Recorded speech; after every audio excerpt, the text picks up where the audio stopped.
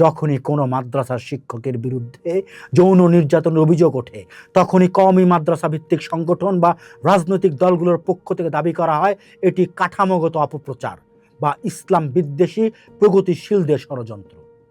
হেফাজতে ইসলাম বা বেফাকের মতো সংগঠনগুলোর বক্তব্যে বারবার এই ষড়যন্ত্র তত্ত্ব উঠে আসে।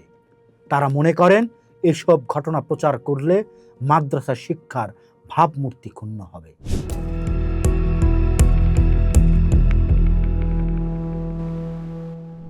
গভীর রাত তখন। হেফজখানার বড় ঘরটিতে মশারির নিচে সারিবদ্ধভাবে ঘুমিয়ে আছে কুচি কুচি শিশুরা। হঠাৎ 8 বছর বয়সী সাকিবের গায়ে কারো শীতল হাতের স্পর্শ লাগে। ধরফর করে জেগে ওঠে সে। সামনে দাঁড়িয়ে পরম শ্রদ্ধেয় হুজুর। অন্ধকার ঘরে হুজুরের চোখের চাহনি তার অন্যরকম লাগে। সাকিব কিছু বুঝে ওঠার আগেই তাকে ইশারায় পাশের নির্জন কক্ষে ডাকা হয়। ভয় কাঁপতে থাকা শিশুটিকে হুজুর বলেন, ভয় পাইস না বাবা, আমি তোরে জান্নাতের দোয়া শিখাইয়া দিব।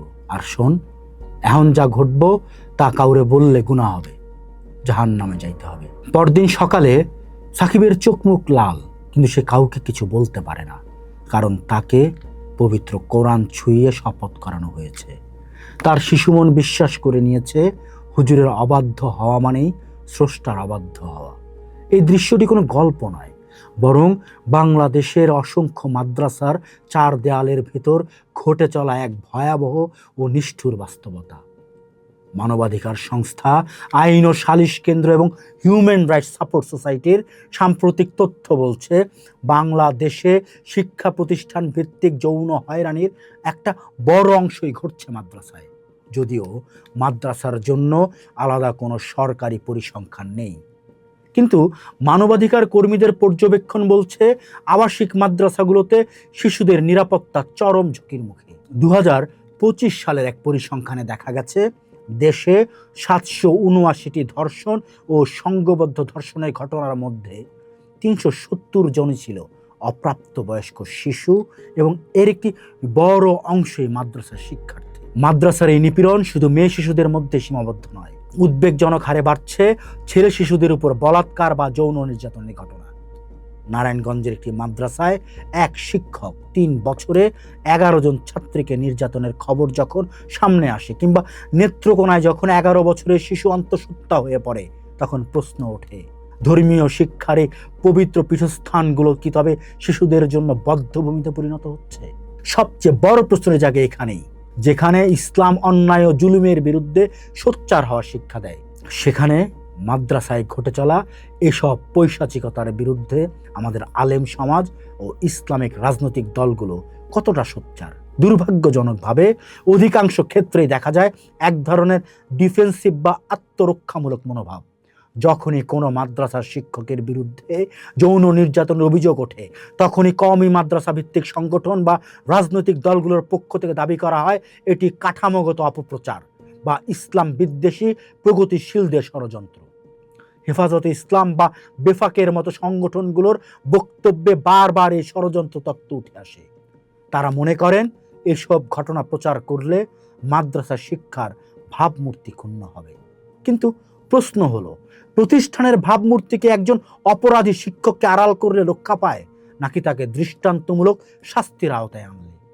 আলেম সমাজের একটি বড় অংশ এই অপরাধগুলোকে শয়তানের ধোঁকা বা ব্যক্তিগত বিচ্যুতি হিসেবে দেখে দায় এড়াতে চান। কিন্তু অপরাধ যখন নিয়মিত ঘটনায় পরিণত হয়, তখন তা আর ব্যক্তিগত থাকে না, তা হয়ে দাঁড়ায় কাঠামোগত ব্যর্থতা। আলেম সমাজ ও ইসলামিক রাজনীতিকদের এই নীরবতার পেছনে কয়েকটি মনস্তাত্ত্বিক ও রাজনৈতিক কারণ কাজ করে। প্রথমত, পবিত্রতার ভার।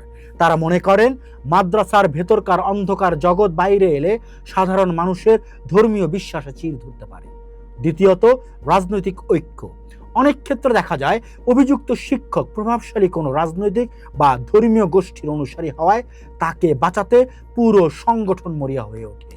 তৃতীয়ত, জবাবদিহিতার অভাব। দেশের প্রায় 15,000 কওমি মাদ্রাসা কোনো সরকারি নিবন্ধনের আওতায় নেই, ফলে সেখানে কি ঘটছে তা তদারকি করার মতো কোনো স্বাধীন সংস্থা নেই। গবেষক ও সাংবাদিকরা বলছেন, মাদ্রাসায় এই যৌন নিপীড়ন এখন একটি দুষ্ট চক্রের মতো কাজ করছে। অনেক ক্ষেত্রে দেখা যায় যারা ছোটবেলায় নির্যাতিত হয়েছে তারাই বড় হয়ে শিক্ষক হয়ে একই অপরাধে জড়িয়ে পড়ছেন। লেখক সাইফুল বাতেন টিটো তার বিস্ফোরা বইতে এই ভয়াবহ চিত্র তুলে ধরেছিলেন, কিন্তু তাকে প্রতিকার দেওয়ার বদলে বইটিকে নিষিদ্ধ করা হয়েছিল এবং তাকে দেশ ছাড়তে বাধ্য করা হয়েছিল। সত্যকে লুকিয়ে রাখার এই প্রবণতাই অপরাধীদের আরো সাহসী করে তুলছে। মাদ্রাসায় এই অন্ধকার দূর করতে হলে প্রথমে আলেম সমাজকে তাদের নীরবতা ভাঙতে হবে। অপরাধীকে হুজুর বা আলেম পরিচয় না দেখে ধর্ষক হিসেবে, নিপীড়ক হিসেবে দেখতে হবে। বলাৎকার বা শিশুকামিতা যে ইসলামের দৃষ্টিতে জঘন্যতম অপরাধ তা শুক্রবারের খুতবায় এবং ওয়াজ মাহফিলে জোরালোভাবে প্রচার করতে হবে। একই সঙ্গে প্রতিটি মাদ্রাসায় উচ্চ আদালতের নির্দেশনা অনুযায়ী যৌন নিপীড়ন বিরোধী সেল গঠন করা বাধ্যতামূলক করতে হবে। আবাসিক মাদ্রাসাগুলোতে সিসি ক্যামেরা স্থাপন, শিক্ষকদের মনস্তাত্ত্বিক পরীক্ষা এবং নিয়মিত সরকারি তদারকি নিশ্চিত করতে হবে। ধর্মীয় পবিত্রতার দোহাই দিয়ে কোনো অপরাধকে আড়াল করা প্রকৃতপক্ষে ধর্মেরই অবমাননা। শিশুদের জীবনের চেয়ে প্রতিষ্ঠানের ভাবমূর্তি কখনোই বড় হতে পারে না। আমরা কি পারবো সাকিবের মতো হাজারো শিশুর কান্নার শব্দ শুনতে বারবার, নাকি ষড়যন্ত্রের দোহাই দিয়ে আরো হাজারো সাকিবের মতো শিশুর শৈশবকে হুজুরদের অন্ধকার প্রকোষ্ঠে বলি হতে দেব? সময় এসেছে আলেম সমাজ ও সমাজপতিদের আয়নার সামনে দাঁড়ানোর। কারণ সত্য যখন চেপে রাখা হয় তখন তা বিস্ফোরা হয়ে পুরো সমাজকেই ধ্বংস করে দেয়। সত্যকে যখন চেপে রাখা হয় তা যদি কখনো বিস্ফোরিত হয় তবে ধসে যায়, সব কিছুই ধসে যায়। তবে ধসে যাওয়ার আগেই রক্ষা করাটাই শ্রেয়।